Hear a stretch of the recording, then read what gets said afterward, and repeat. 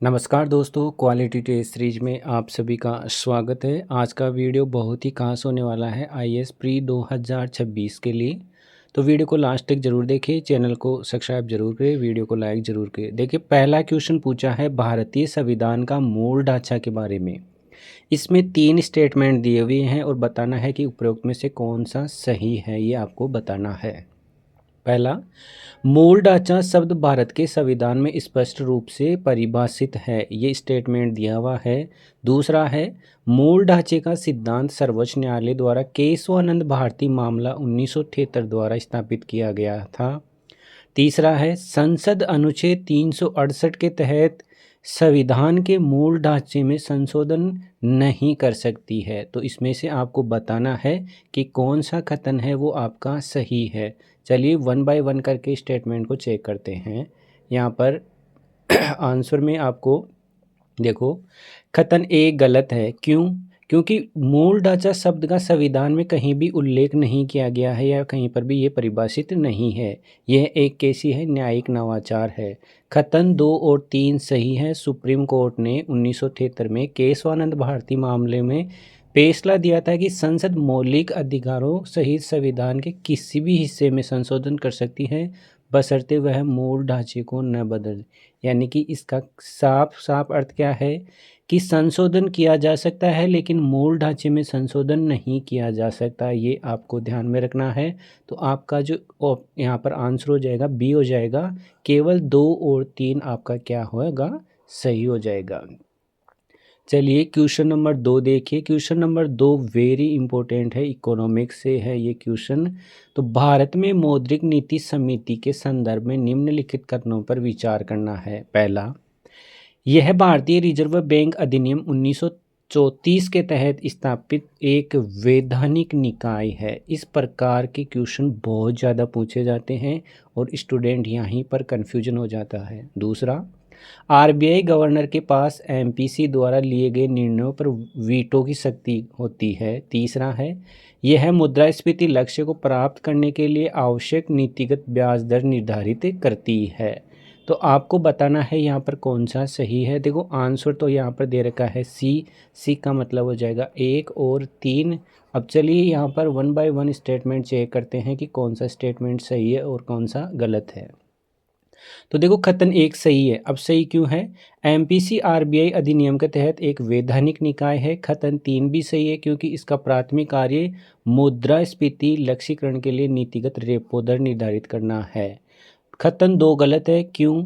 MPC में निर्णय बहुमत से लिए जाते हैं। आरबीआई गवर्नर के पास वीटो की शक्ति नहीं होती है, लेकिन टाई यानी समान वोट होने की स्थिति के कारण उसके पास कैसा होता है, निर्णायक वोट होता है।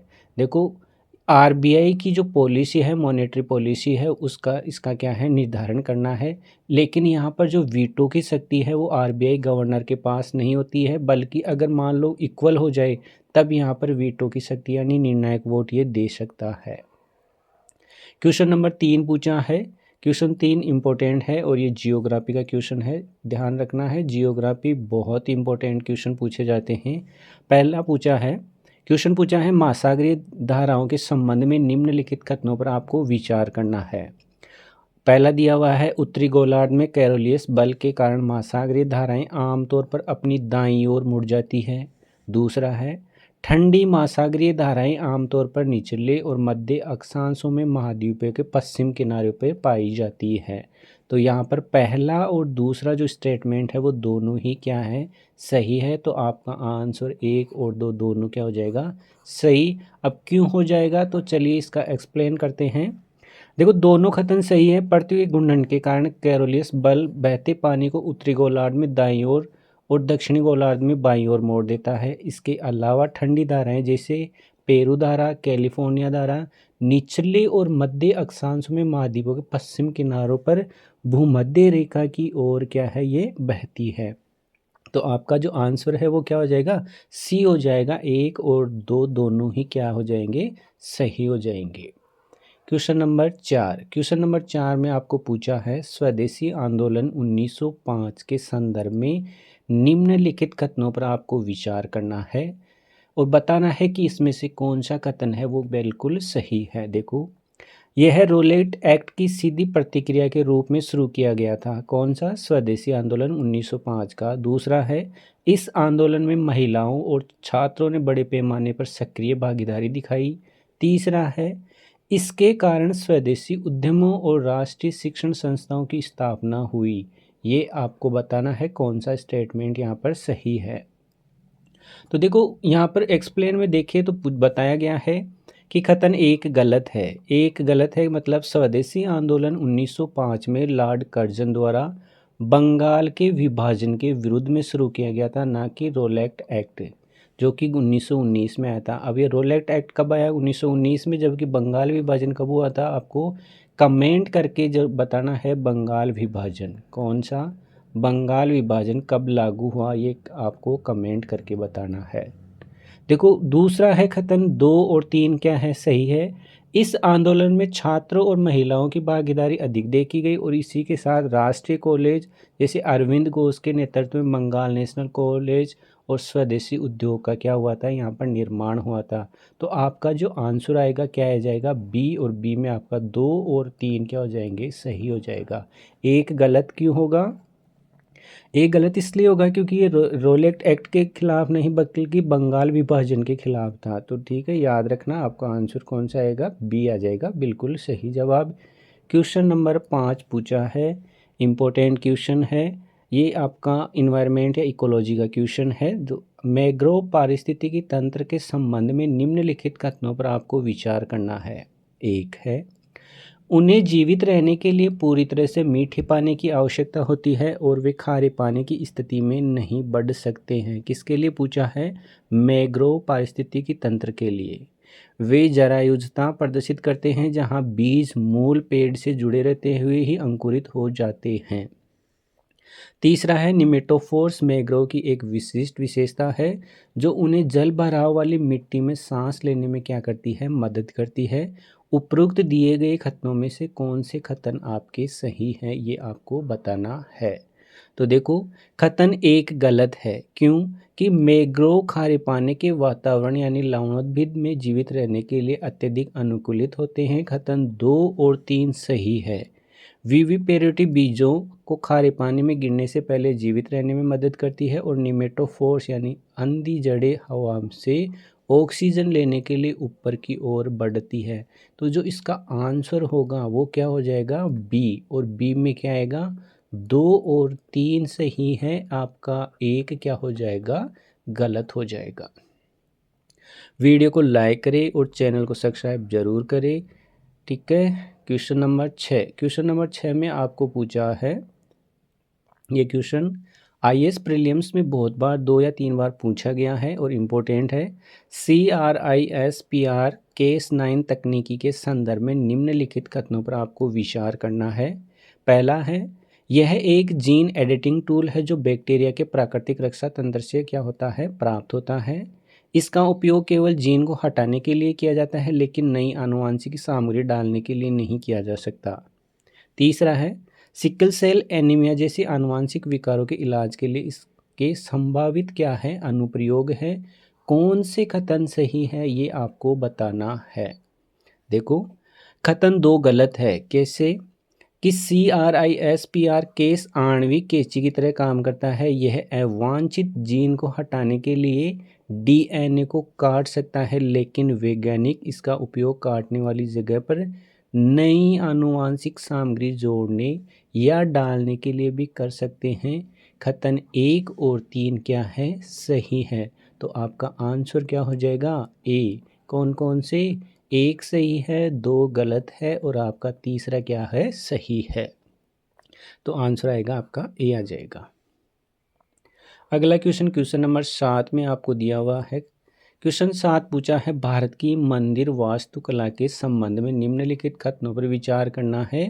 पहला स्टेटमेंट दिया हुआ है कि नागर शैली की विशेषता शिखर की उपस्थिति है जबकि द्रविड़ शैली में विमान होता है।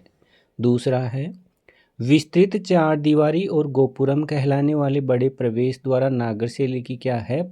ये प्रमुख विशेषता है। तीसरा है, पंचायत शैली का तात्पर्य एक मुख्य मंदिर है जो 4 मंदिरों सहायक मंदिरों से क्या होता है? घिरा होता है। और ये पंचायत शैली क्वेश्चन पूछा भी गया है कि पंचायत शैली किससे संबंधित है, तो ये मंदिर की वास्तुकला से संबंधित है, ये आपको ध्यान में रखना है। चलिए देखते हैं कौन सा। देखो कथन 2 गलत है। बड़ी चार दीवारी और विशाल प्रवेश द्वार जिन्हें गोपुरम कहा जाता है द्रविड़ शैली यानी कौन सी दक्षिण भारत की विशिष्ट विशेषता है, न कि नागर शैली। कौन सी आएगी, नागर शैली उत्तरी भारत, जबकि द्रविड़ शैली कौन सी है, यह है आपकी दक्षिण भारत में। उत्तरी भारत आएगा कौन सा, नागर शैली। कथन 1 और 3 मंदिर शैलियों के लिए सही क्या है, विवरण है। तो आपका जो आंसर क्या हो जाएगा, यहाँ पर आपको ध्यान रखना है, आपको इसमें आंसर क्या, तो बी आंसर क्या हो जाएगा, सही हो जाएगा। 1 और 3 क्या हो जाएगी, बिल्कुल सही हो जाएगा। चलिए क्वेश्चन नंबर 8 देखिए। क्वेश्चन नंबर 8 में आपको पूछा है, अब की बार 100% जो सवाल है यहाँ से आने वाला है। क्यों, क्योंकि अब की बार जो ECI है ये बहुत ज़्यादा न्यूज़ में था। तो पता है जो चीज़ न्यूज़ में रहती है UPSC के लिए वो बहुत ज़्यादा महत्वपूर्ण होती है। भारत के चुनाव आयोग के संदर्भ में निम्नलिखित कथनों पर आपको क्या करना है, विचार करना है। कौन सा कथन सही है ये आपको बताना है। पहला, भारतीय चुनाव आयोग संसद, राज्य विधानसभाओं और पंचायतों नगरपालिकाओं के लिए चुनाव कराने के लिए क्या होती है, जिम्मेदारी। देखो यहाँ से पता चल जाता है कि ये स्टेटमेंट क्या हो जाएगा, गलत हो जाएगा। ठीक है। दूसरा, मुख्य चुनाव आयुक्त को केवल उसी तरीके से या उन्हीं आधारों पर हटाया जा सकता है जैसे सर्वोच्च न्यायालय के मुख्य न्यायाधीश को हटाया जाता है। तीसरा, संविधान ने सेवानिवृत्त चुनाव आयुक्तों को सरकार द्वारा किसी भी आगे की नियुक्ति से क्या है, वंचित किया है। तो आपका आंसर देखो क्या दिया हुआ है, बी, यानी कि कौन सा आएगा, केवल 2। अब देखिए कौन कौन से यहाँ पर सही है। देखो क्या हुआ, व्याख्या 1, कथन ए गलत है। क्यों, पंचायतों और नगरपालिकाओं के चुनाव के संबंधित राज्य चुनाव आयोग का क्या किया है, गठन किया गया है, न कि ECI यहाँ पर। कथन 3 गलत है, क्योंकि संविधान ने सेवानिवृत्त चुनाव आयुक्तों को आगे की सरकारी नियुक्तियों से वंचित नहीं किया है। कथन 2 सही है। अनुच्छेद यहाँ पर आप देख सकते हो 324। ठीक है। अगला क्वेश्चन, क्वेश्चन नंबर 9 पूछा है, भुगतान संतुलन, बैलेंस ऑफ पेमेंट के संबंध में निम्नलिखित कथनों पर विचार करना। पहला, प्रत्यक्ष विदेशी निवेश यानी FDI और विदेशी पोर्टफोलियो निवेश यानी FPI को चालू खाते यानी करंट अकाउंट में क्या किया जाता है, दर्ज किया जाता है। दूसरा है, विदेश में काम करने वाले भारतीय श्रमिकों द्वारा भारत में अपने परिवार को भेजे गए प्रक्षेपण को चालू खाते में दर्ज किया जाता है। तो आपको यहाँ पर पता है आंसर आएगा, कौन सा आ जाएगा, बी। बी का मतलब हो जाएगा केवल 2 सही है, बाकी आपका 1 गलत है। क्यों है, देखो कथन 1 गलत है, FDI FPI और विदेशी ऋण पूंजी खाते यानी कैपिटल अकाउंट का हिस्सा है, क्योंकि ये भविष्य में दावे बनाते हैं या संपत्ति देनदारियों को बदलते हैं। कथन 2 सही है, प्रेषण एक तरफा हस्ताक्षर यानी उपहार और अनुदान माना जाता है और ये चालू खाते के अदृश्य घटकों का क्या है, एक हिस्सा है। क्वेश्चन नंबर 10, क्वेश्चन नंबर 10 है, वेरी इंपॉर्टेंट क्वेश्चन है। यह क्वेश्चन पूछा है, राष्ट्रीय वन्य जीव बोर्ड यानी NBWL के संदर्भ में निम्नलिखित कथनों पर विचार करना है। देखो NBWL है ये पर्यावरण संरक्षण अधिनियम 1986 के तहत गठित एक ऐसा है वैधानिक संगठन है। फिर आ गया वैधानिक संगठन, तो इन टर्म का थोड़ा ध्यान रखना।